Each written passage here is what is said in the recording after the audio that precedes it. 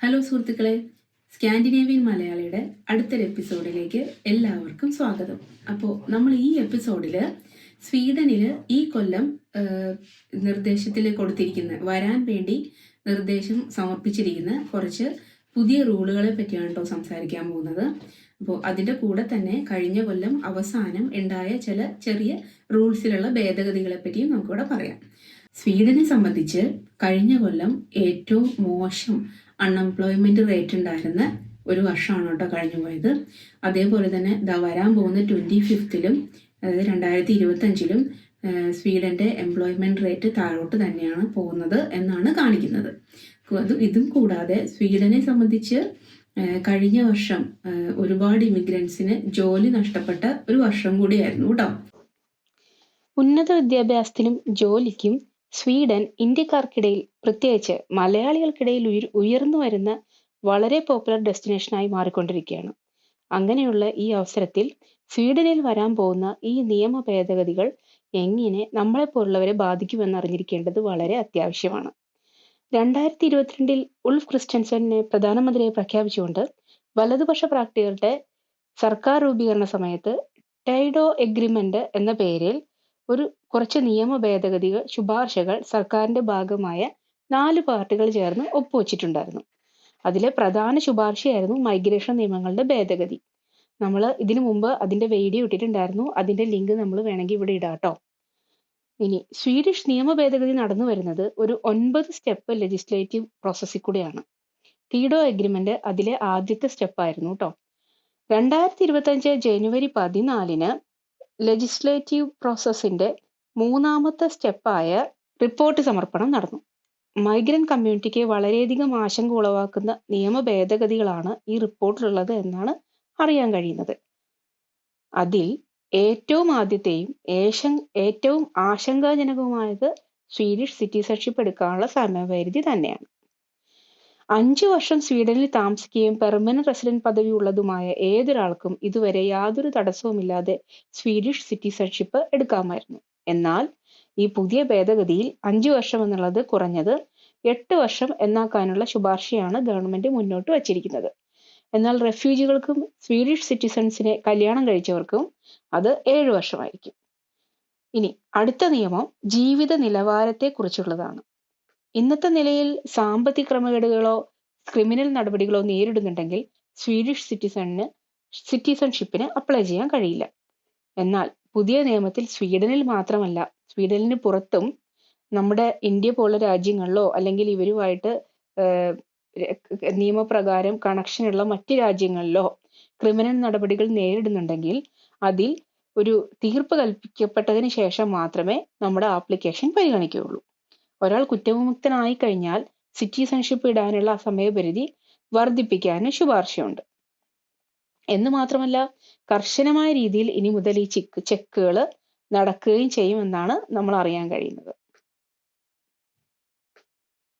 ഇനിയുള്ളത് ലാംഗ്വേജിനെ പറ്റിയുള്ളതാണ്. ഇന്നത്തെ നിലയിൽ സ്വീഡിഷ് സിറ്റിസൺഷിപ്പിനായിട്ട് യാതൊരുവിധ ലാംഗ്വേജ് പരീക്ഷകളും പാസ്സാവേണ്ട കാര്യമില്ല. നമ്മുടെ യൂറോപ്പിലായാലും സ്കാൻഡിനേവിയൻ മറ്റു രാജ്യങ്ങളിലായാലും ഇത്ര ഈസിയിൽ സ്വീഡിഷ് സിറ്റിസൺഷിപ്പ് കിട്ടുന്ന വേറൊരു രാജ്യം ഇല്ല എന്ന് തന്നെ പറയാമായിരുന്നു. പക്ഷേ ഇനി ഈ ഭേദഗതി വരുന്നതോടുകൂടി നമ്മളെല്ലാവരും ലാംഗ്വേജ് ടെസ്റ്റ് പാസ്സായേ മതിയാവും. ഇനി ഇത് ഏത് തരത്തിലായിരിക്കും ഈ ടെസ്റ്റ്, IELTS പോലെ ആയിരിക്കുമോ ഒന്നും നമുക്ക് ഇതുവരെ അറിയില്ല. ഇനി ഭാഷ മാത്രമല്ല, ഒരു സിവിക്സ് അഥവാ പൗരധർമ്മത്തെ പറ്റിയുള്ള ഒരു ടെസ്റ്റ് കൂടെ പാസ്സാവേണ്ടതാണ് എന്നാണ് ഈ നിർദ്ദേശത്തിൽ പറയുന്നത്. സ്വീഡിഷ് സമൂഹത്തിലേക്ക് എങ്ങനെ ഇന്റഗ്രേറ്റ് ചെയ്യണം എന്നത് അതിൽ കൂടെ നമുക്ക് മനസ്സിലാവും. അങ്ങനെ സ്വീഡിഷ് സിറ്റിസൺ ആവേണ്ട ഏതൊരാളുടെ ഒരു കടമയാണ് അത് എന്നാണ് ഗവൺമെന്റ് കരുതുന്നത്. അടുത്ത ഏറ്റവും പ്രധാനപ്പെട്ട ഒരു ഭേദഗതി അല്ലെങ്കിൽ നിർദ്ദേശമാണ് സാമ്പത്തിക സ്വയം പര്യാപ്തത. ഇന്നത്തെ നിലയിൽ സിറ്റിസൺഷിപ്പിനായി യാതൊരുവിധ സാമ്പത്തിക ഭദ്രതയുടെയും തെളിവ് കാണിക്കേണ്ടതില്ല. നമ്മുടെ ജോലി ഉണ്ടെന്ന് കാണിക്കണമെന്നില്ല, നമുക്ക് പ്രത്യേകിച്ച് അങ്ങനെ ഒന്നും വേണ്ട. PR-നാണ് അതെല്ലാം ആവശ്യമുണ്ടായിരുന്നത്. പക്ഷേ പുതിയ നിയമം അനുസരിച്ച് അപേക്ഷകരെല്ലാം തന്നെ ജോലിയോ ബിസിനസ്സോ മുഖേനയുള്ള ഒരു സാമ്പത്തിക ഭദ്രതയുടെ തെളിവ് ഹാജരാക്കേണ്ടതുണ്ട്. ഈ നിയമത്തിൽ ഇളവുകൾ ഉണ്ടാവും കേട്ടോ. ഉദാഹരണത്തിന് വിദ്യാർത്ഥികൾക്കും 65 വയസ്സിന് മേലെയുള്ളവർക്കും ഒക്കെ ഇതിൽ ഇളവുകൾ ഉണ്ടാവും. മുകളിൽ പറഞ്ഞ പോലെ അത്ര ആഘാതമുള്ളതല്ലെങ്കിലും സിറ്റിസൺഷിപ്പിന്റെ അപ്ലൈ ചെയ്യുന്നതിന് ഇതിന്റെ ഫീസ് കൂട്ടുന്നതിനും ഒരു ചെറിയ നിർദ്ദേശം ഇതിൽ കാണിച്ചിട്ടുണ്ട്. മുതിർന്നവർക്ക് 1400 ക്രോണർ എന്നുള്ളത് 2900 ക്രോണർ ആക്കുകയും കുട്ടികൾക്ക് 475 ക്രോണർ ആക്കാനും ശുപാർശയുണ്ട്. ഈ നിയമം ഇപ്പം നമ്മൾ ഇതുവരെ പറഞ്ഞിരിക്കുന്ന എല്ലാ കാര്യങ്ങളും വരാൻ വേണ്ടി പറഞ്ഞിരിക്കുന്ന സമയം 2026 ജൂൺ 1 മുതലാണ്.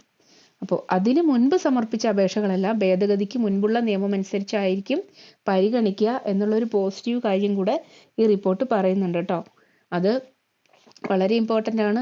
കാരണം സ്വീഡനിലെ ഇപ്പോൾ ഉള്ള നിയമം അനുസരിച്ച് ഏതൊരു നിയമവും എന്നാണോ വരുന്നത് അന്ന് വരെ ഡിസിഷൻ എടുക്കാത്ത എല്ലാ കേസുകളും ആ പുതിയ നിയമം അനുസരിച്ചായിരിക്കുന്നതായിരുന്നു. പക്ഷെ ഇതെന്താണെന്ന് അറിയില്ല. ഇത്ര ആഘാതം ഉണ്ടാക്കുന്ന ഒരു നിയമമായതുകൊണ്ടായിരിക്കും ഇവർ ഇതിനൊരു മാറ്റം കൊണ്ടുവന്നിരിക്കുന്നത്. അപ്പോൾ നമ്മൾ ഓൾറെഡി അപ്ലൈ ചെയ്തിട്ടുണ്ടെങ്കിൽ അപ്പോൾ ഉള്ള നിയമമായിരിക്കും.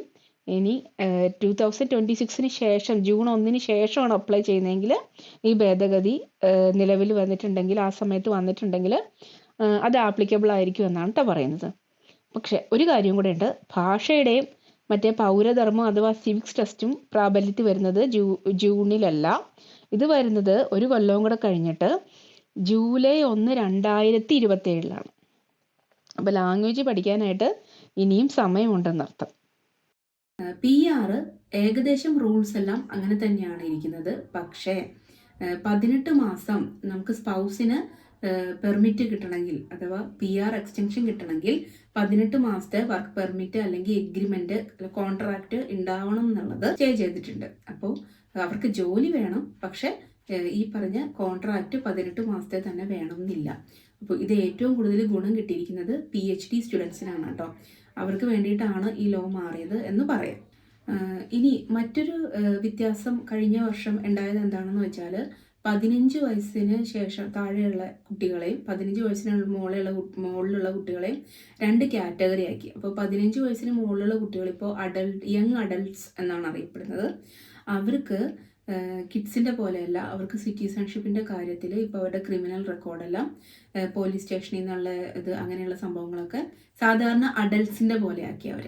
കാരണം റെഫ്യൂജികളായിട്ട് വരുന്നവരിൽ നിന്നും ഇമിഗ്രൻസിൽ നിന്നും ഈ യങ് അഡൽട്ട്സ് എന്ന് പറയുന്ന ഈ ഗ്രൂപ്പിൽ നിന്ന് കുറച്ച് പ്രശ്നങ്ങളൊക്കെ ഇവിടെ ഉണ്ടായി എന്ന് പറഞ്ഞുകൊണ്ടാണ് സ്വീഡൻ ഗവൺമെൻറ് ഇപ്പോൾ ഈ തീരുമാനം എടുത്തിരിക്കുന്നത്. അപ്പോൾ ഈ വീഡിയോ നിങ്ങൾക്ക് എല്ലാവർക്കും, സ്വീഡനിൽ ഇപ്പോൾ ജീവിക്കുന്നവർക്കും സിറ്റിസൺഷിപ്പ് അപ്ലൈ ചെയ്യണോ എന്ന് വിചാരിച്ചിരിക്കുന്നവർക്കും PR-നായി വെയിറ്റ് ചെയ്തിരുന്നവർക്കും ഇനി ഇവിടെ പഠിക്കാൻ വരുന്നവർക്കും എല്ലാവർക്കും ഉപകാരപ്രദമായിരിക്കുമെന്ന് ഞങ്ങൾ കരുതുന്നു. നിങ്ങളുടെ സുഹൃത്തുക്കൾക്കും കൂട്ടുകാർക്കും ആരെങ്കിലും ഇവിടെ പഠിക്കാൻ വരാൻ ആഗ്രഹിക്കുന്നവരുണ്ടെങ്കിലും ജോലിക്ക് വരാൻ ആഗ്രഹിക്കുന്നുണ്ടെങ്കിലും അല്ലെങ്കിൽ ഈ വക കാര്യങ്ങൾ ഡൗട്ടായിട്ടിരിക്കുന്നവരുണ്ടെങ്കിലും നിങ്ങൾ ഈ വീഡിയോ അവർക്ക് ഷെയർ ചെയ്യുക കേട്ടോ. അപ്പോൾ ശരി, അടുത്ത വീഡിയോയിൽ കാണുന്നവരെ നമസ്കാരം. Please like, subscribe and share.